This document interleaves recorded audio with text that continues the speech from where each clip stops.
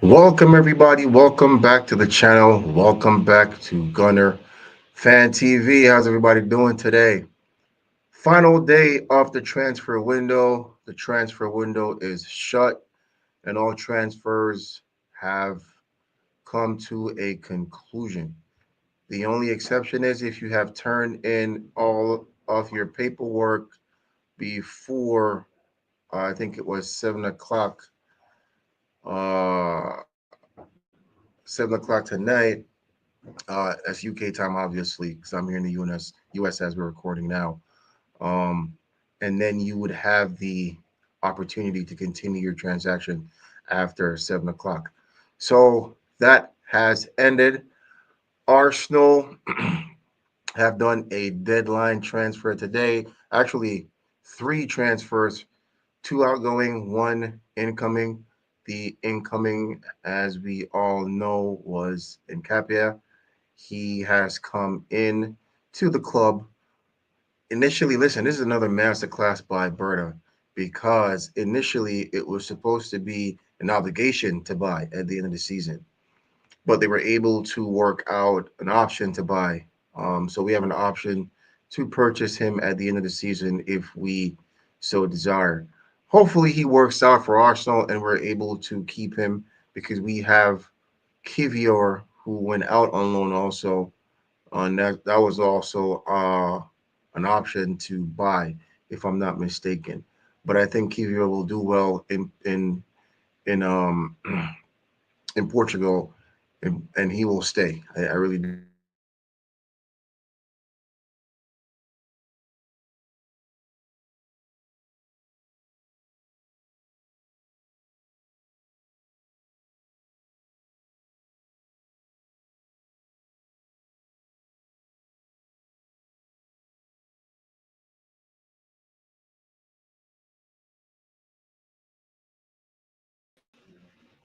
Yeah, not sure what happened there. Stream just shut down for some reason. But we are back. We are back, and we were talking about all the transfers that occurred today for Arsenal. We had two outgoings, one incoming. Incoming was Nkapia, as I said earlier. Um, from what I've seen, the clips and everything, he seems like a pretty good signing. He will definitely be an upgrade on Kivior. And honestly, we all agree that Kivior did very well towards the end of the season.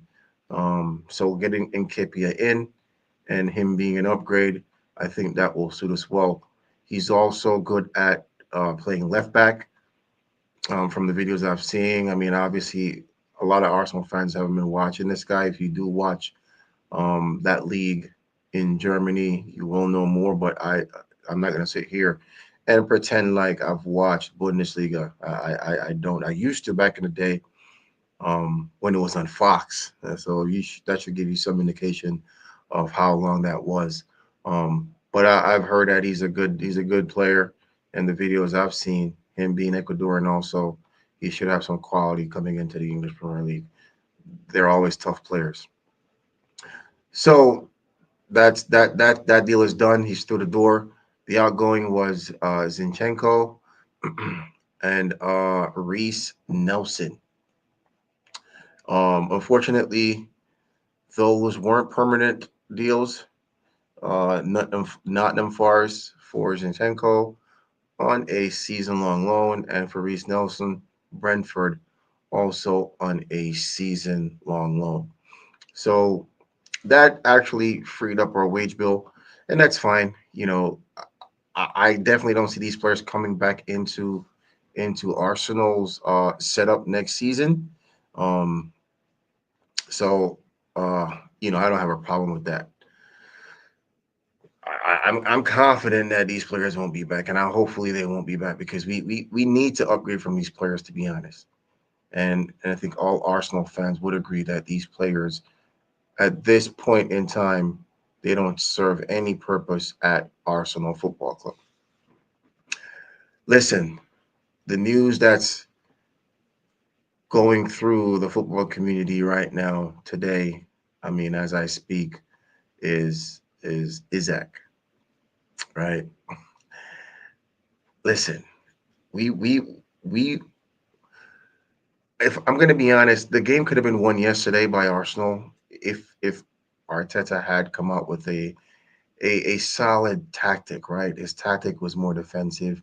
It was more on the reserve side. I want to be nice, but he was just he was just a coward, to be honest. If you're going to be blunt, it was a coward move by Mikel, bringing out that lineup and having Mikel Marino in that lineup. But them signing Isaac, it's a game changer for the league, because remember, this is the defending champions, right? Uh, Liverpool, they're the defending champions, right? They hold the title. So everyone else is trying to get that title from Liverpool. They haven't made a lot of changes. They got rid of Nunez, wasn't really doing the job at Liverpool, wasn't really cutting it, and they brought in Ekitike, Isaac, um, Kirkez, Frimpong. Am I missing anyone else? Right.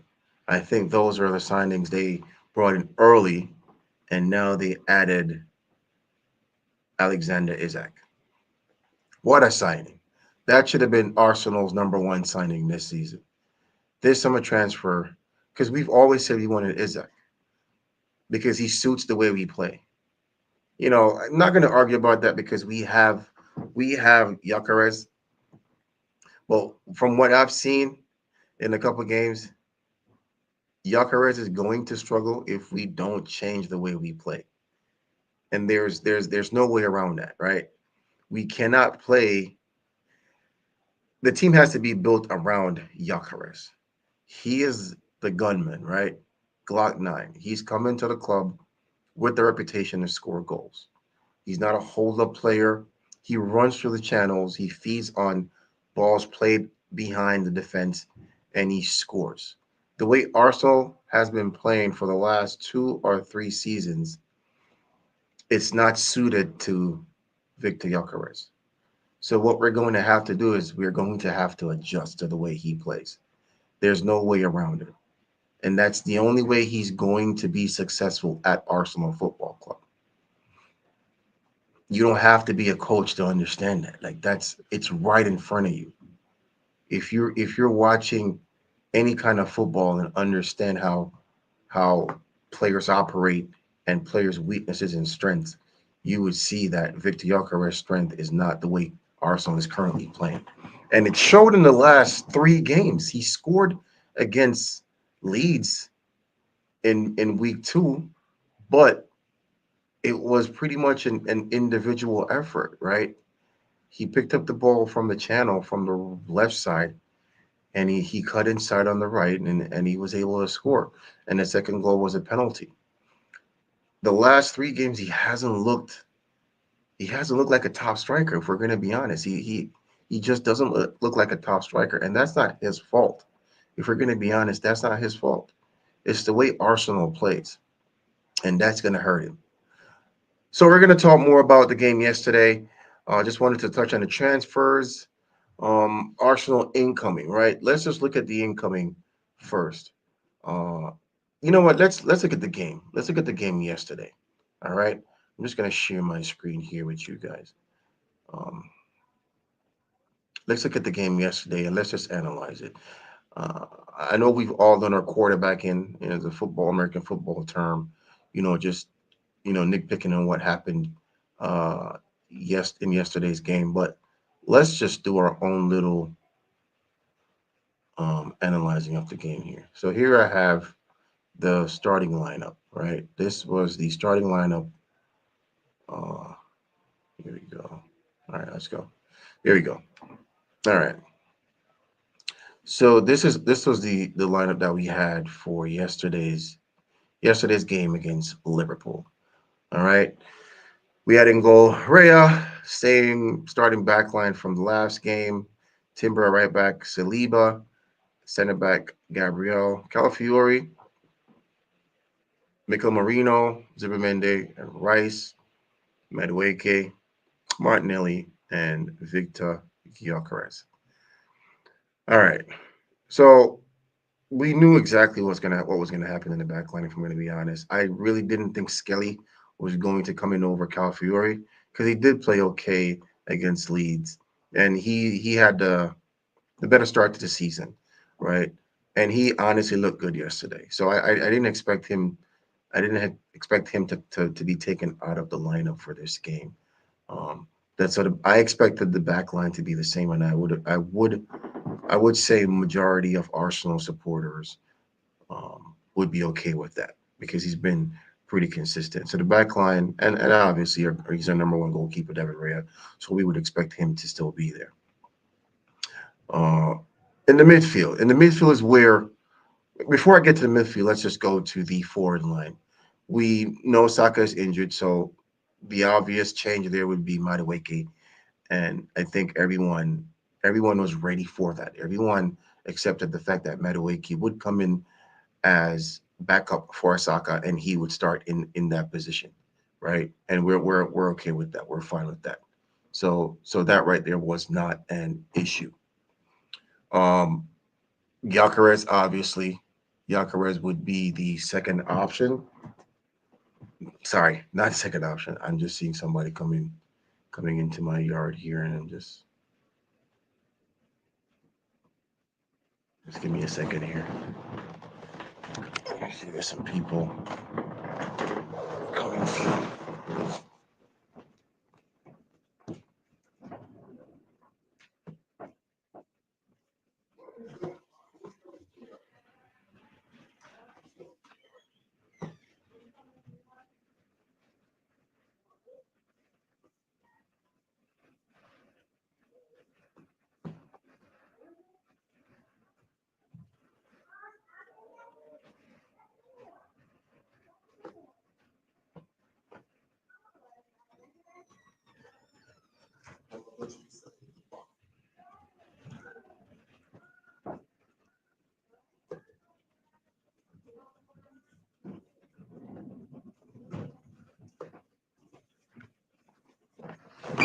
Oh, yeah, sorry about that. There was a bunch of there was a bunch of kids taking a shortcut through my yard, so I was just concerned. I wasn't sure where they were going, but they're kids, so not gonna get caught up on that. They were just going through the back there, cutting through the woods of my property.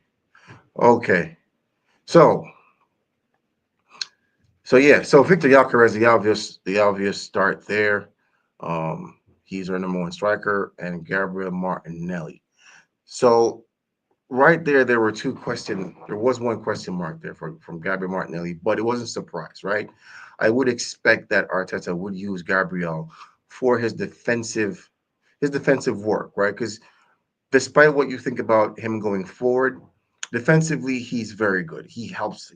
Listen, in the game yesterday, he definitely helped out um, defensively with Salah, right? So he definitely was able to track back, intercept.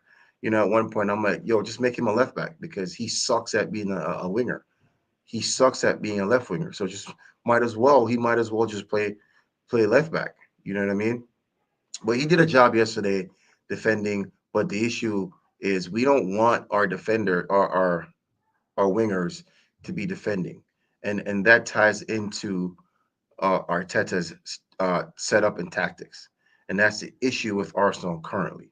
Touching into the midfield, and I left this one for last because the Martinelli one it didn't really piss me off because I wasn't surprised when I saw it, but what got me fuming was the Mikel Marino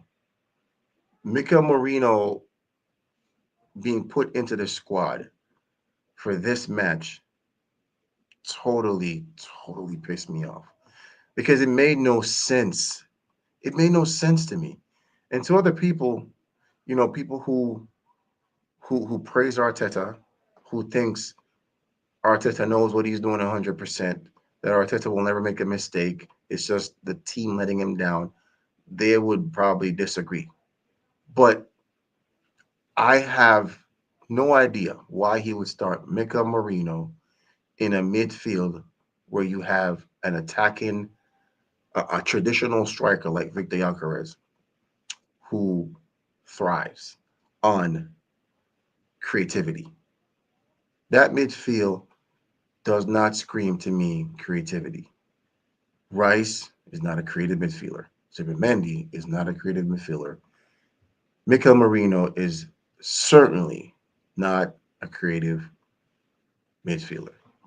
So, what was the purpose of having him in the team?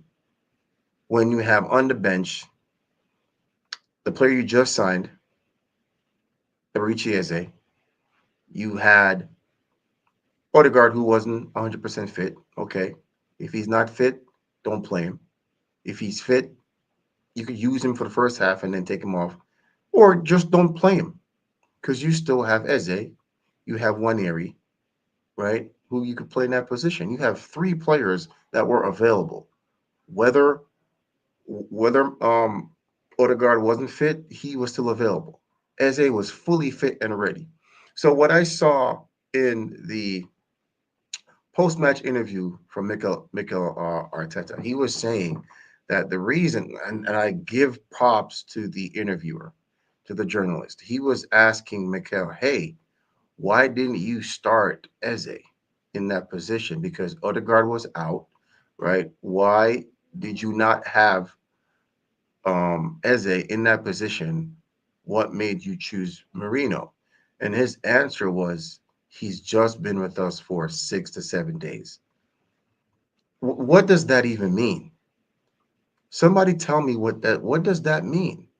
He's only been there for 7 days or 6 days. Doesn't he's English. He's been playing in the Premier League for years. He knows several players on that team. He's class. He's put Liverpool to the sword on several occasions. He scored numerous goals in the league. Where is he traveling from? He lives and plays in London. What's it doesn't make any sense to me. So if you're going to tell me that, oh, he's not used to the system, what system? Is our system so difficult that a player like Eberici Eze could not come into the starting lineup and understand what he's doing and execute the tactics? Come on. It doesn't take a rocket science to see that's not true. Because when he came on in the second half at left wing, right? He came on the left side to replace Martinelli, which was the obvious change because we all saw that, right? It was going to be Marino and Martinelli, right?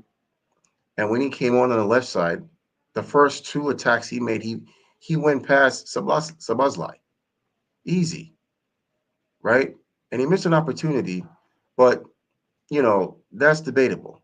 First game, I mean, with his quality, he should have scored that. He should at least put a shot on target, but he didn't. And turn up, couple hours later at the interview after the post interview, Mikel Arteta is saying that pretty much Eze was clean through and he should have scored. You know what I mean? Like he's taking what is why would you say that? I don't understand him saying that. But that's a different topic. That's a topic for a different time. But if you have the player available of that caliber, it doesn't matter. Like if he's in the squad, and I'm trying to understand how coaches think, right? And Arsenal fans weren't surprised because I feel like that was expected, man. Like I feel like if you're Arsenal fans, it's like Arteta's gonna do some dumb stuff like that. He's gonna do something that doesn't even make sense because he's been doing this for the last 6 years, and it wasn't any surprise that he did it in that game. We all knew Eze was the sure option, and he decided to go with Marino. And as soon as we saw that lineup, everybody was pissed. Everybody was pissed because they knew that wasn't going to work at Anfield. You knew Gyökeres wasn't going to have a good game because that creativity wasn't there. One shot on target. One shot on target, bro, is crazy for the attacking quality that we have in this team. You know what I mean? So that was very disappointing. So let's just look real quick and analyze the players. How can I zoom this in here?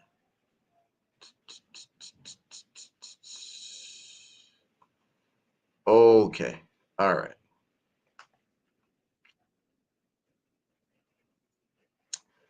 So, David Rhea. I'm convinced David Rhea has a screw loose somewhere, man. Because the simple things he's not doing, just the simple things, bro. Just get the ball out quickly. Like you're taking so many touches on the ball, so many touches on the ball, putting yourself in compromising position. He did give one away to Van Dyke, who should have done better. He should have just struck it, to be honest. But he decided to pass it. That could have cost us. But that's my issue with David Rhea. I won't blame him too much on the goal because that was a well taken goal. Even though it was 35 yards out, you could see David Rhea set himself. He was too, initially, he was far, like he was to the far left. And then just before the ball was kicked, he moved to the center. But I've seen him make that mistake before where he sets the wall and then he's just totally opposite of the wall. And I feel like if he was center to start with, he would have probably got a touch on that ball. But take nothing away from that free kick. It was a wonderful free kick by Sabaslai, and it kissed the post and went in. He didn't save it. Good goal. But before that, Liverpool wasn't really giving us a threat. The first half, I'm not going to say we dominated, but we looked like the better team in the first half. But that free kick changed everything. Our defense, our defense was solid. Even after Saliba came out and Mascara came in, we didn't skip a beat. Right? He fell into that slot and he played very well. Right? So the defense was never a problem. It's never been a problem for Arsenal, to be honest. We've always had a solid defensive structure in all our games. The issue is our creativity and our goal scoring, and that's why we lost the league. That's why we didn't win anything last season. We weren't able to cross the line last season because of our creativity and a striker. And now we have a striker and creative players, and we're not even using those tools that we have. We're not even using these resources, and it shows again. It showed again yesterday because even though our backline was solid, it took just one moment of brilliance to show us up. And then after that happened, then we just crumbled, right?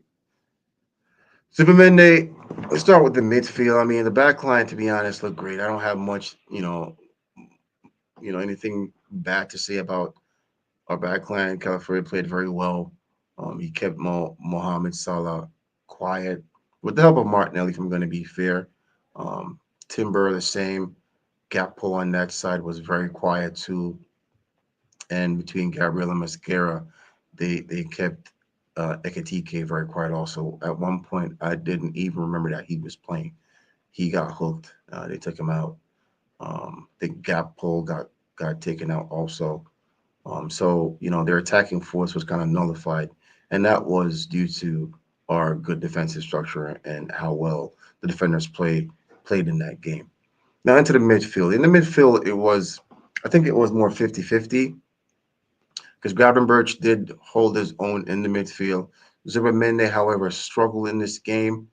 Um, and that might be the issue moving forward with the Zubamende because the league here, the English league, the Prem is more physical. It doesn't allow you a lot of time on the ball. The players are more physical. The pace is quicker. You know what I mean? So it's very different in Spain. But I'm not going to panic because he is a quality player. It's just he needs to understand and get used to the league and just different matches because some matches are different. You go to different clubs to different teams. For example, if we go play Brentford, right? The intensity is not so high because Liverpool and Arsenal, Manchester United, Chelsea. It's a rivalry there, right? It's the big six.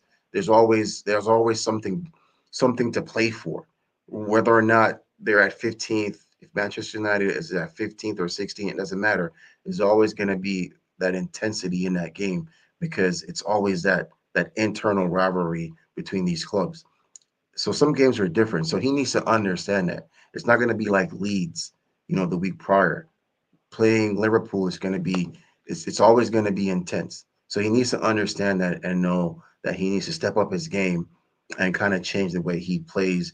Release the ball quicker because he got caught a couple of times in the second half, which led to the foul and which led to the goal.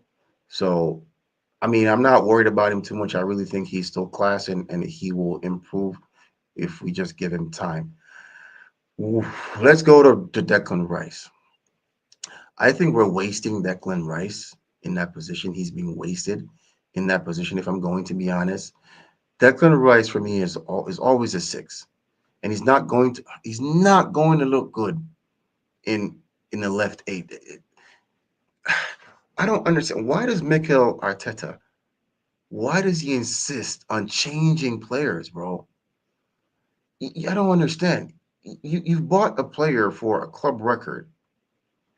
You know his strengths. You understand how he plays. You know what kind of player he is. You brought him into your team because of that.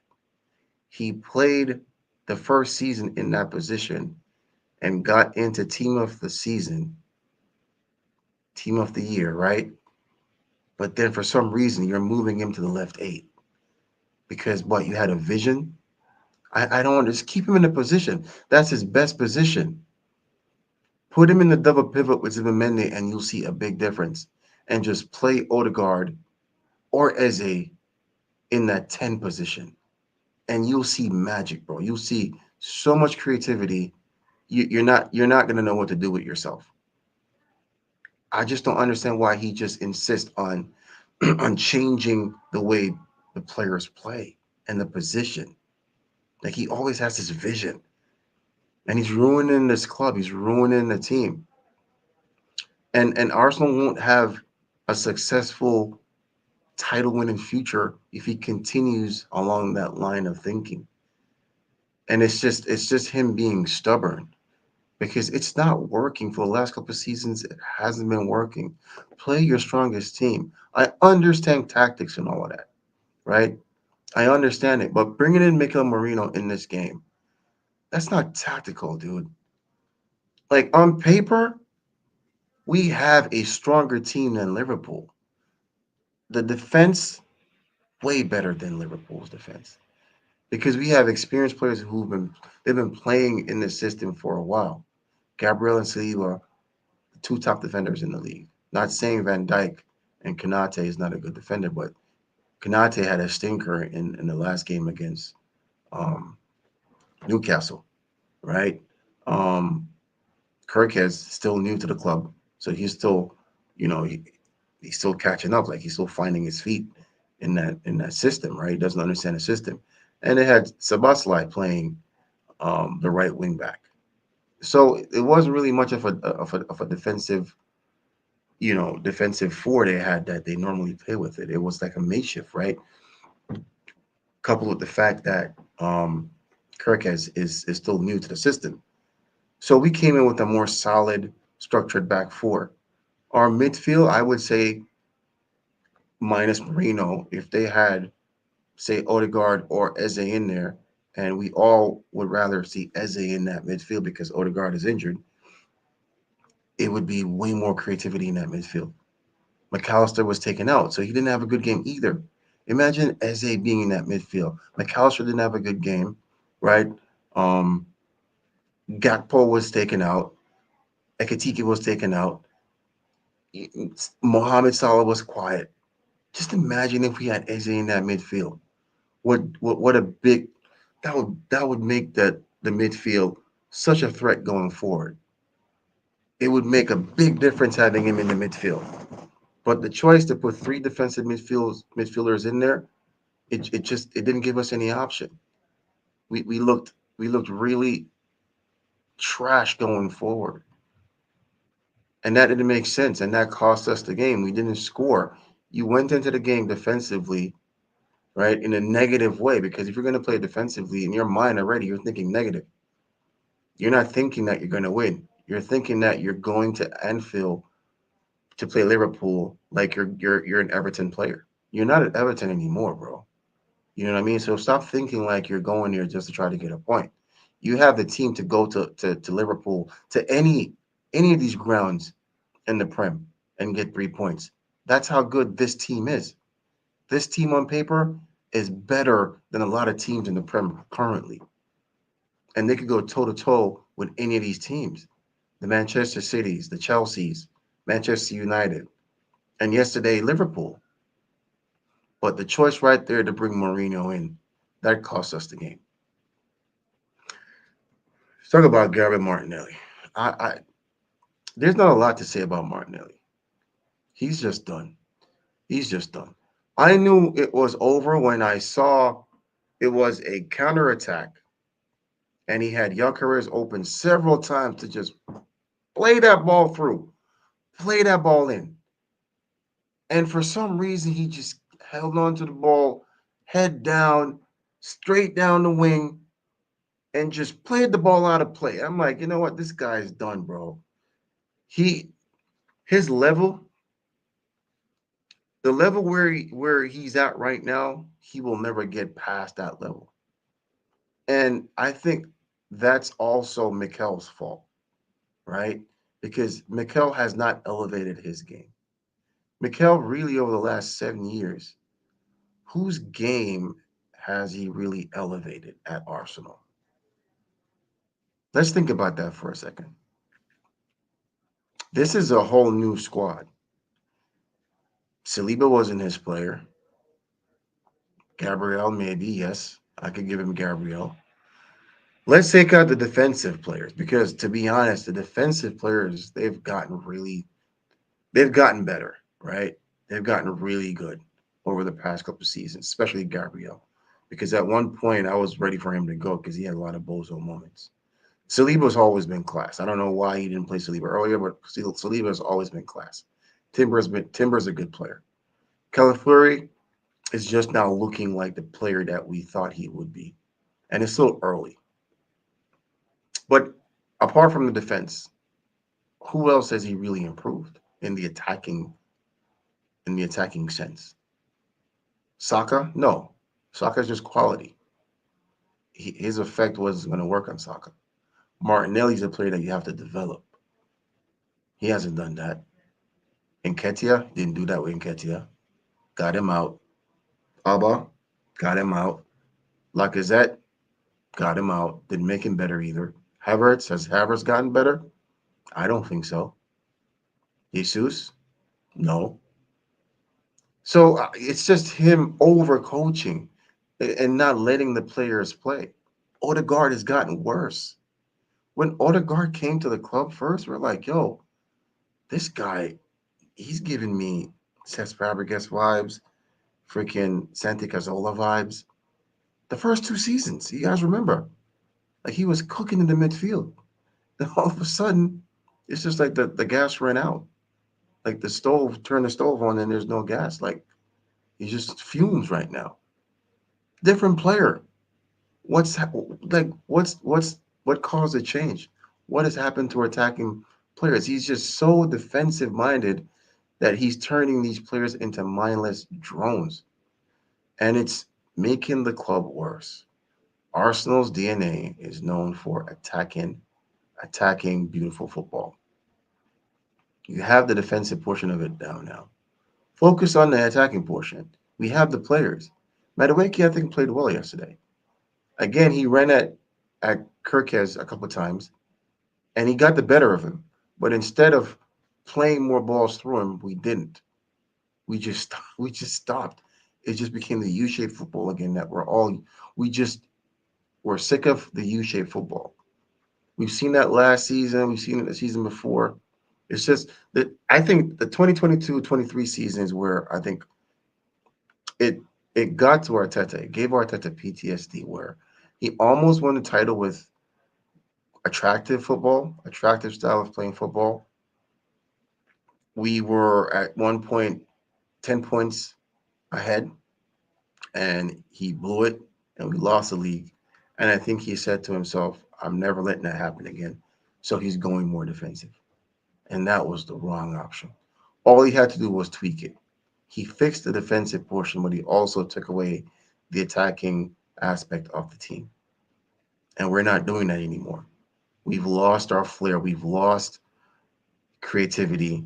And now it seems like we're programmed now. We're programmed, and whatever he's telling us to do, they're just taking that in like robots and not thinking for themselves. Declan Rice thought for himself in the Real Madrid game, and look how that turned out. But they were telling him what to do. They were trying to program him and say, "Hey, you need to do this," and he just no. I'm not going to be stuck in the matrix. I'm going to do what I think I should do right now, and he did it, and that will forever be in the history books. So for Martinelli, I think it's over for Martinelli. Martinelli just needs to go. He's not getting any better. It's not going to get better for Martinelli, and I just think it's time to just end that chapter and move on. Madueke, as I said, played okay yesterday. Um, got at Kirkes a couple of times, a couple of crosses in one, a couple of corners. But again, we didn't capitalize on him being quicker than Kirkes, right? Gyökeres had a stinker of a game, and again, it's not his fault because who was providing the balls to Gyökeres? Where was that creative spark? It wasn't there. And he's always going to have games like this if we continue with a midfield like this. And I hope Mikel Arteta has learned his lesson. And the next game that we have, I think, against Forest coming up, he does not repeat this. I pray to God that he does not repeat this mistake. Because if he does, we're going to have issues. Because Forest is going to come to the Emirates and they're going to give us a low block and then try to catch us on the counter. So we need creativity in there. So at this point, honestly, I would start Eze on the left because he came on and he looked good on the left. First two balls he got past Sabasla. You know what I mean? So he's better than Martinelli. He's better than what we have now. He could still play in the 10 because he's still better than Martin Odegaard. So Eze is going to be the key. He's going to be the key this season, and we have to use him. If not, the future of Arsenal is going to be one without trophies. And I'm saying that now.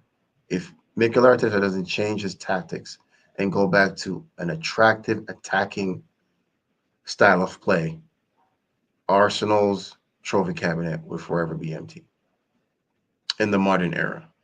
Let's not talk about what we used to see under Arsene Wenger. All right. So that's my 2 cents, guys. The game yesterday was very frustrating. Um, it was something that we cannot repeat.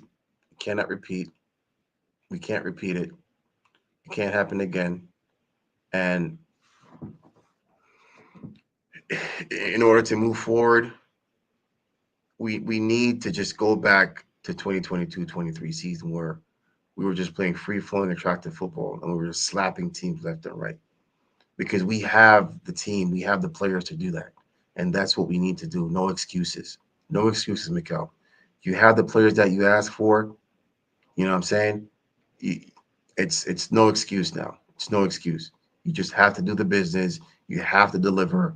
You have to give the fans what they want, and we want titles. We want titles. It's there. The team is here, bro. This is the best team you've had for the last 6 years.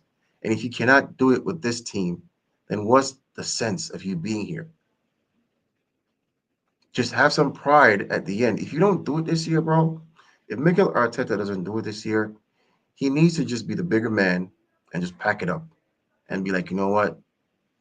I just can't get it done, right? And in order to save face and save my career and not look bad, I'm just gonna pack it up and leave and pass the mantle on to somebody else. He has brought us this far, and we're grateful because we were in the mud. Let's not play ourselves. We were in the mud, and he brought us to a level where now we're competing. But this may be as far as he could bring us. Brendan Rodgers settings. You know what I mean? That's what Brendan Rodgers was to Liverpool. And it took Klopp to come in and to just bring them over to that next level. And that's what we need. We need our Brendan Rodgers. And Mikel Arteta has a potential, bro. That's the part that sucks. That's the part that's frustrating because he has the potential to be a really, really good coach, to be a successful coach, a title winning coach. But it's just that for some reason he overthinks it. He overthinks it and he just He gets these tactics out and he thinks this is the best time. Bro, just play your best players. Just play your creative players. You don't have to think about the defense because they're going to defend. So in the midfield where you need creativity, you just be creative and put your creative players out there and put your best attacking team out there, bro. And if it's not working, you tweak it throughout the game. That's it. Too much tactics in this game, bro. It's killing the beautiful game of football. It's killing the game, bro. And not just Arsenal, to be honest. I see these other teams are trying to do that too. And it's just, see now, City, they're finding out City now. Like they're losing left and right because people are finding them out. Low block, boom, catch on the counter, or just play.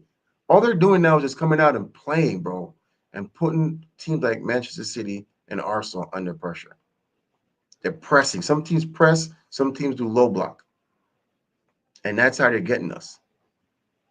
You figured it out. So go back to how we were playing, man. We have the personnel to do it. So let's just do it. All right. Listen, guys, I really appreciate you guys for joining in. Listen, I know this is a new channel, and I really appreciate everyone who subscribed, everybody who's locked in, everybody who might be locking in later or looking at the video. If you come across it, if you happen to make it through 41 minutes, I really appreciate it. Just give me a like, subscribe. I'm not expecting anything overnight, to be honest. I'm just talking about Arsenal because I love Arsenal and I love this team. I've been supporting this team for um, 30 something years now. You know what I mean? So I really appreciate each and every fan. And it's nothing personal. You know, everyone has an opinion. This is just my opinion and my take on Arsenal and the current situation that Arsenal is in right now. Um, so hey, right now this channel only has 11 subscribers, and I'm good with that. I have to put the work in for this channel to grow. I'm gonna think outside the box. I'm gonna try to produce content, and hopefully I could build a community where we could sit and talk about Arsenal, and hopefully the voice that we put forward will be heard at some level. You know what I mean? It may have some effect on our club. Hopefully a positive effect. All right. So I really appreciate each and every one of you. You go out there and you have a blessed day and make a difference in the world, everybody. All right. Appreciate you guys. Peace. Have a good one.